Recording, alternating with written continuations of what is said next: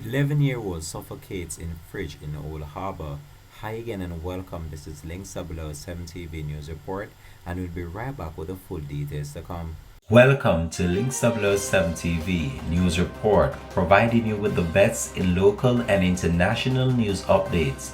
This is a place where you can get the most reliable and informative news information. Links 007 TV News Report. Welcome back and thanks for joining us. This is Links 007 TV News Report. Residents of the coast to coast area in Old Harbour, St. Catherine are trying to come to terms as they have been left in horror this evening following the grisly discovery of the body of an 11-year-old boy.